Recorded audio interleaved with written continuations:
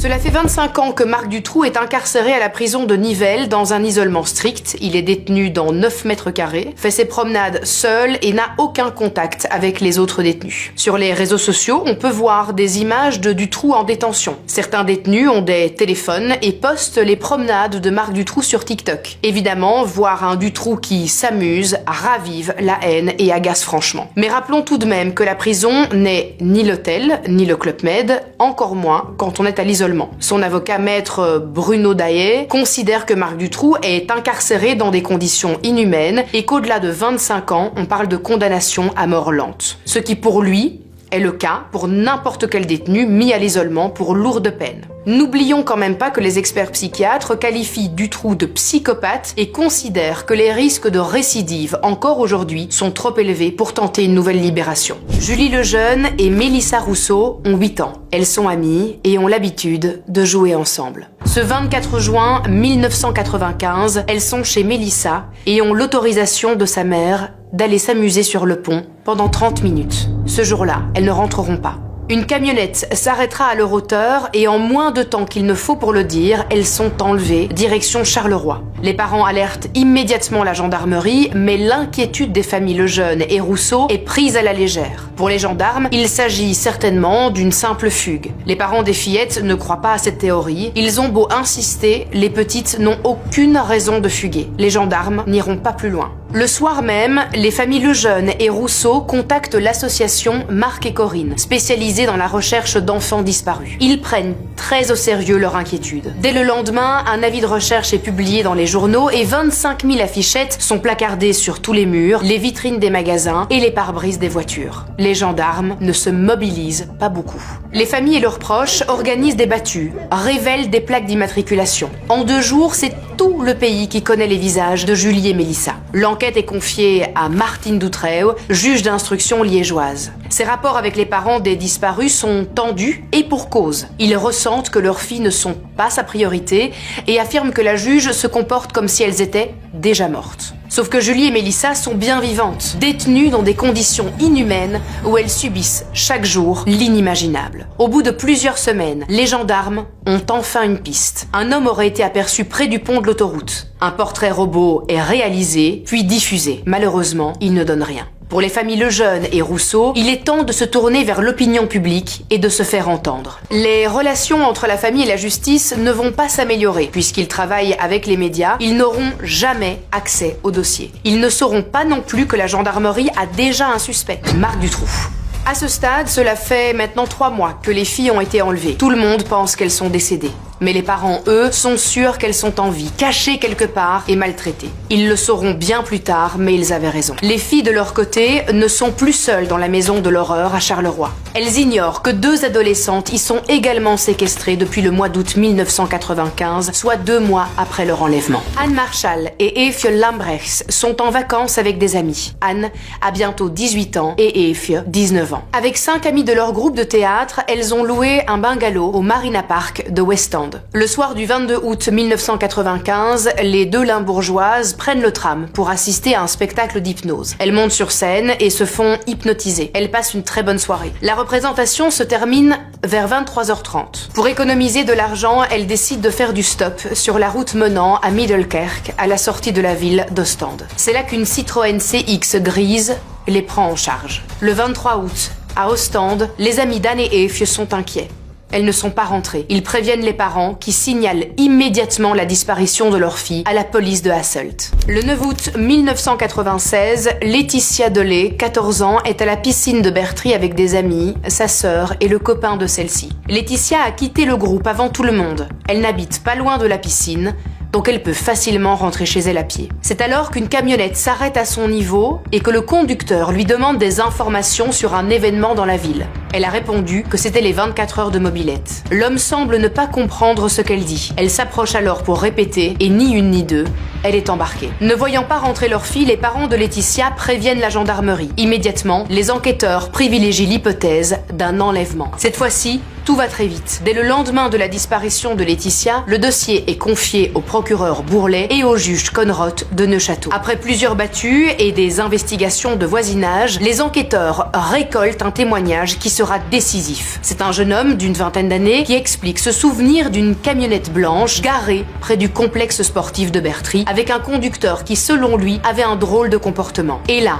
incroyable, il donne les 3 premières lettres de la plaque d'immatriculation. Ces éléments permettent d'identifier un suspect qui vit à Charleroi. Il s'agit de Marc Dutroux. Les autorités appréhendent directement Marc Dutroux, sa femme Michèle Martin et un certain complice qui apparaît dans l'affaire, Michel Lelièvre. Ils perquisitionnent le 128, route de Philippeville. Ils trouvent la camionnette, font venir un chien qui détecte la présence de Laetitia dans celle-ci, mais aucune trace de la jeune fille. Pendant sa garde à vue, Marc Dutroux ne craque pas. Il n'a pas enlevé Laetitia. Il raconte volontiers qu'il était à Bertry le jour de l'enlèvement, qu'il a rencontré Laetitia et qu'elle est montée dans sa camionnette. Il invente que la jeune fille était en rupture avec sa famille, qu'elle n'allait pas très bien et qu'elle est montée dans la camionnette pour qu'il la console avant de la laisser repartir.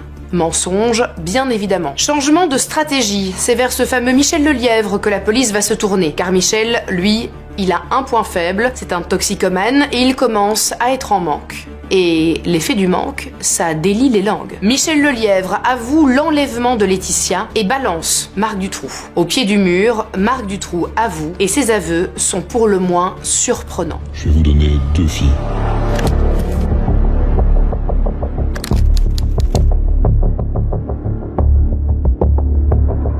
Le 28 mai 1996, à Tournai, Sabine Dardenne, 12 ans, disparaît sur le chemin de l'école. Aucune trace, ni d'elle, ni de son vélo. Elle a emprunté le chemin habituel et en moins d'1 minute, elle s'est retrouvée dans une camionnette, direction Charleroi. Les gendarmes ont d'abord pensé à une fugue, mais ensuite, le téléphone familial sera mis sur écoute, dans l'attente qu'un corbeau appelle et réclame une rançon. Mais rien.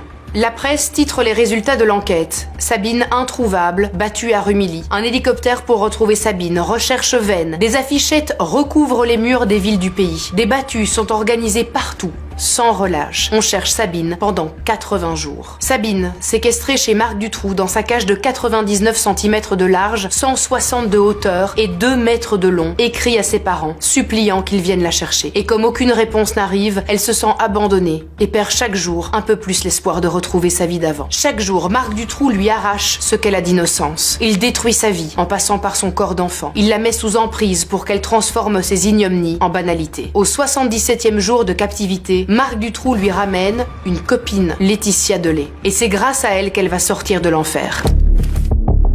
Je vais vous donner 2 filles. L'enquêteur est surpris. Il ne comprend pas pourquoi Marc parle de 2 filles alors qu'il ne cherche que Laetitia. Là, il croit comprendre. Il se retourne et fait face à l'affichette de recherche de Sabine. Il demande à Marc Dutroux s'il s'agit bien d'elle. Marc répond « Oui ». Voilà qu'il coopère. Il va leur donner les clés de sa maison à Marcinelle et leur montrer lui-même comment les sortir de la cache. Marc Dutroux est ramené chez lui avec les gendarmes. Tous descendent à la cave. À première vue, il n'y a rien. Marc Dutroux se dirige vers une étagère métallique qui semble sortir du mur. Il débarrasse les packs d'eau, de bière, tout un tas de bouteilles. Puis, il empoigne l'étagère du bas, tire vers lui et soulève cette partie du mur. Il cale ensuite cette porte invisible de 200 kilos avec un bloc de béton. Un passage minuscule permet de se faufiler derrière. Il entre et elles sont là. Laetitia et Sabine, toutes les 2 terrifiées. L'emprise est telle que les enquêteurs assistent à une scène ahurissante qui montre un syndrome de Stockholm. Les 2 filles demandent à Marc Dutroux si elles peuvent emporter des choses. Il leur accorde et elles le remercient en lui faisant une bise. Une preuve de l'emprise dramatique que le bourreau avait sur ses jeunes victimes.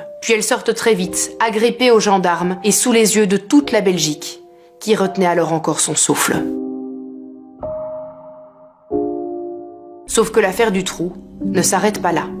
Loin de là. Il a fallu 6 jours au procureur Bourlet et au juge Conrot pour retrouver Laetitia, alors qu'il n'y a jamais eu de vraie enquête pour Julie, Mélissa, Anne et Efje. La colère des Belges gronde en apprenant ce qu'il a fait subir aux 2 captives. Sous la pression des policiers, Marc Dutroux révèle que Julie, Mélissa, Anne et Efje, c'est lui aussi. La captivité de Julie et Mélissa ressemblait à celle de Sabine et Laetitia. Sauf que le 6 décembre 1995, souvenez-vous, j'ai mentionné qu'il avait été emprisonné et relâché seulement le 20 mars 1996. Pendant tout ce temps, près de 4 mois, les filles étaient dans la cache, sans eau ni nourriture. Michel Martin, la compagne de Dutroux, qui savait qu'elles étaient là, n'a rien dit et n'a rien fait. Elle aurait pu les libérer, ou au moins s'occuper d'elles. Sa seule excuse était qu'elle avait peur. À son retour chez lui, Marc Dutroux les retrouve agonisantes. Malgré ses maigres tentatives pour les sauver, les fillettes meurent de faim 4 jours plus tard. Il est alors allé les enterrer à 3 mètres de profondeur dans le jardin de son autre maison à Sarre-la-Buissière. Les corps de Julie et Mélissa seront exhumés de ce jardin après les aveux et sous les indications de Marc Dutroux. On trouve également le corps de Bernard Weinstein, qui n'est nul autre que celui qui a aidé à enlever Julie et Mélissa. Dutroux l'a éliminé après le vol raté et la fameuse séquestration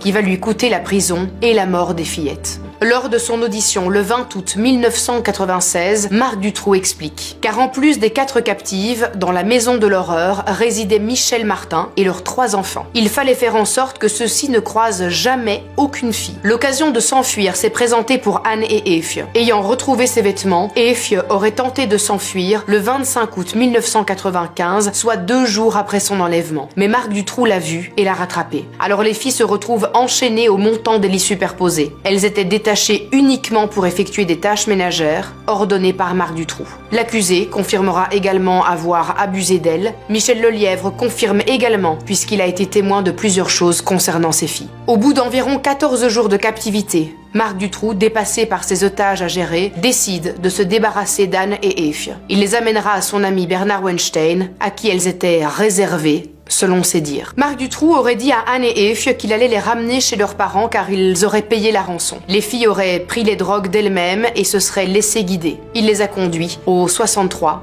rue d'Aubresse, à Lumet, chez Bernard Weinstein, qui était alors encore vivant et complice, et les aurait droguées à nouveau pour les tuer. Il a placé les filles dans des trous prévus pour elles et les a enterrées vivantes. Sous les indications de Marc Dutroux, les enquêteurs se rendent sur place et creusent. Et là encore, ils trouvent les corps.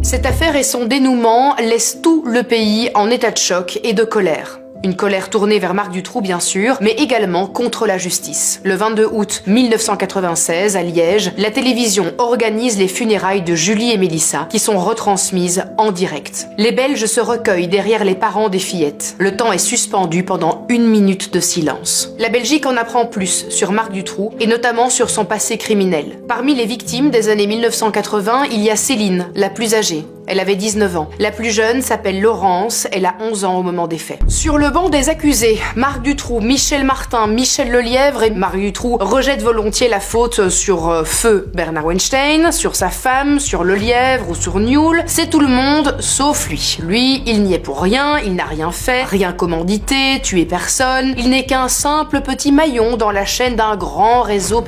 Seulement pour les jurés et les enquêteurs, ces versions ne tiennent pas la route. Ils ont en leur possession une des lettres de Sabine qu'il a oublié de détruire et qu'il n'a même pas lue. Cette lettre contient les horreurs qu'il lui faisait subir et en détail. La lettre est lue pendant l'audience, l'émotion est vive bien sûr, des horreurs pareilles de la plume d'une enfant de 12 ans, c'est indescriptible. Sabine, captive de Dutroux pendant 80 jours et rescapée de la maison de l'horreur, affirme qu'elle n'a jamais vu personne d'autre que Marc Dutroux. Michel Lelièvre a participé à son enlèvement, il lui a confirmé cette histoire de chef, mais elle ne l'a jamais revu. Il n'y a jamais eu personne d'autre que Marc Dutroux dans cette maison avec elle, jusqu'à l'arrivée de Laetitia. Ce témoignage écarte encore plus la thèse du réseau pédophile. Le tribunal déclare qu'il n'y a pas de réseau pédophile dans cette affaire. Dutroux est condamné uniquement pour association de malfaiteurs, enlèvement, viol, séquestration, assassinat et meurtre. Pour Marc Dutroux, c'est la perpétuité, sans circonstances atténuantes. Pour Michel Martin, 30 ans. Elle est libérée en 2012 et après avoir fait un bref séjour dans un couvent, elle a trouvé refuge chez un ancien juge auprès duquel elle a fait des études de droit. Cela fait 25 ans que Marc Dutroux est incarcéré à la prison de Nivelles dans un isolement strict. Il est détenu dans 9 mètres carrés, fait ses promenades seul et n'a aucun contact avec les autres détenus. Sur les réseaux sociaux, on peut voir des images de Dutroux en détention. Certains détenus ont des téléphones et postent les promenades de Marc Dutroux sur TikTok. Évidemment, voir un Dutroux qui s'amuse ravive la haine et agace franchement. Mais rappelons tout de même que la prison n'est ni l'hôtel, ni le Club Med, encore moins quand on est à l'isolement. Son avocat maître Bruno Daillet considère que Marc Dutroux est incarcéré dans des conditions inhumaines et qu'au-delà de 25 ans, on parle de condamnation à mort lente. Ce qui pour lui est le cas pour n'importe quel détenu mis à l'isolement pour lourde peine. N'oublions quand même pas que les experts psychiatres qualifient Dutroux de psychopathe et considèrent que les risques de récidive, encore aujourd'hui, sont trop élevés pour tenter une nouvelle libération. J'ai voulu traiter cette histoire car je me souviens de ces années de terreur absolue en Belgique. Je me souviens des angoisses de ma mère et de mon père, pour qui il était devenu quasiment impensable de me laisser sortir seule, même à 5 minutes de la maison. Ces angoisses, je les ressens à mon tour en tant que maman. Les gens de ma génération ont une véritable phobie de l'enlèvement depuis l'affaire Dutroux, parce que ça peut tomber sur n'importe qui, n'importe quand. Je cite à nouveau Sabine Dardenne pour clore cette vidéo. On a toujours tendance à croire que ça n'arrive qu'aux autres, mais ça arrive à tout le monde. Ça peut arriver au coin de la rue. Rien ne peut mettre un enfant à l'abri d'un salaud. Moi, j'allais bêtement à l'école. Je n'y suis jamais arrivée. Qui pouvait me prévenir de ça? Personne.